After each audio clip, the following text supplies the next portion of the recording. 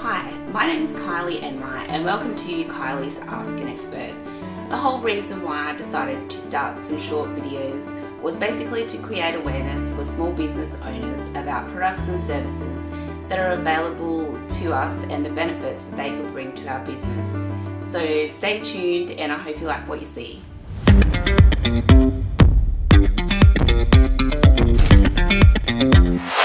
Hi, my name's Kylie and I'm here joined today with Nicole Furness and Angela Penton from Be Human HR. Thanks for joining me, Nicole and Angela. Thanks for having us. So I'll just get straight into it. What services does Be Human HR provide? So ultimately, for us, it's about keeping your humans happy in the workplace, which leads into a range of services. So we're having this discussion before that, people tend to think that HR can be just recruitment or managing your employees when something goes wrong. I've had some people say, is it safety? And it's not really that at all. So for us, it's more about the whole day-to-day running of your people in your workplace. So your policies and procedures, your day-to-day policies and procedures, job description, recruitment and selection, training and development, workers' compensation, employee wellness, but most importantly, your workplace values and your culture. Yes. So when we're looking at hiring employees, what would be some of the key points that we could look at when doing that? I can take that. So for us, it's really getting a good understanding of your business culture, your goals, expectations, and then once you've got that nutted out, you can sort of get a better idea of the person that you want to fill a role within your business. So you really need to take that time to get an understanding of your business goals and values so that you can write a job description that from the outset sets out those business goals and values in the job description and then the job advertisement. And so also then looking at specific qualifications and skills that you need. Any must-haves, they definitely need to have a certain certificate or qualification, those sorts of things. And then taking a look at how they fit within your team. So sometimes it becomes more important that maybe the personality of a person is more important than their actual skills, because maybe you can train them in a certain area, but their personality is what's really important and what will fit within your business and make, give you a bit of team cohesion. Yeah. So it's sort of like looking at maybe, even if it's the same person within a role, what skill set will complement or offset somebody else's. Yeah. And, being really careful about what personalities you bring into your business so that you're not bringing your whole team unstuck because they maybe got the highest marks in something which really is not going to be relevant when it comes to your team culture or cohesion. Yeah, so definitely sort of starting from perhaps a job description and then working out from there, also obviously different influences in your business as well. Job description definitely hand in hand with what values do you want that person to have or when they come into your business. So it's really important that they have the skill set and they understand what the role requires, so that you have the person that's going to be suitable to carry out those tasks. But it's also really knowing what kind of a person you want in that role and what type of a thinker they are or what type of personality they have that's going to complement the rest of your team. Okay. And so around that, how important is culture in your company when you're looking at hiring employees? Very important, yeah. So for us, this is probably the highest priority on our list. It's sort of understanding your business really well so that you can set the tone of your business from that first point. So we often say, if someone comes for an interview, that's the first impression you've got, to give that employer. But I think it goes back the other way, and the job ad is the first impression that a person gets of your business. So you want it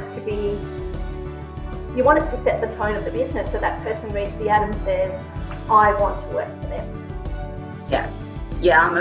I'm definitely a big believer in that, because I feel that you can probably teach people a lot of skills, but if they're the right fit for your team, then it just makes things so much easier moving forward. Right? Yeah, absolutely. And when you think about how much time you spend with your work colleagues, it's a lot of time, so it would make sense that everyone gets along and everyone fits together and complements each other. Yeah, definitely. So how important, or should you have a training and development plan for all of your employees? So this is something that we think, you should definitely consider it for all of your employees, but to also keep in mind that there are some employees who are happy doing what they're doing. They don't want to be the next manager. They don't want to be the next supervisor. They just want to do a really good job every day of whatever it is that they do. So that doesn't mean that they should just be forgotten about. You can still do things for them to be more on a more personal level, like a mindfulness course, or we were just saying before, maybe if someone runs the reception or administration, maybe they would love to do a little bit of social media, but that may not be where they want to go, but it might be enough creativeness for them in that role, and something that they enjoy and can challenge themselves, that's not specifically meant for that role to start with. And then, doing things like that social media course, it benefits your business as well. So it's a win-win. The employee feels great because they've learned new skills and they're doing something to benefit your business, but you're actually getting some really great benefits out of it as well. Yeah, I've actually given one of my ladies a social media course for that reason as well. And I think just knowing what they want and sort of being able to do that plan for what they want moving forward, as in training, or knowing if they really want to be that manager or they really want to step up is crucial for that plan. It is. So of course you'll have, you can do your skill gap analysis, and there's things when you hire people that you go, I'm going to have to put you through this course because you don't have that already. And then there's people who will want the next step, and you can succession plan and you can start putting them through courses for, the next 12 months or the next 50 years, ready to get them to step up into the next role. But like Nick said, there's a lot of people that really just love to come to work, nail what they do, and go home and not have to think about, business or work from the moment they leave the door. But we can develop them in other ways, and it can be personal ways. So they're things that they might really enjoy as well. Yeah. And so what is employee wellness, and how can we improve this in our businesses? So I think for us, because we do a lot with small business, employee wellness really means health and happiness to us.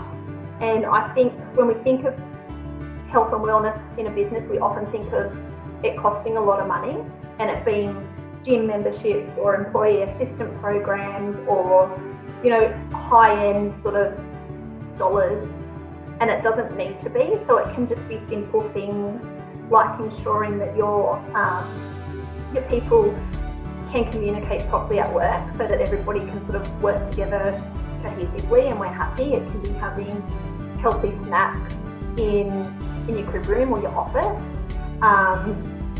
It can be having a Wellness Wednesday, so maybe every Wednesday you put a post on however you communicate with your team about eye checks or flu shots, or mindfulness.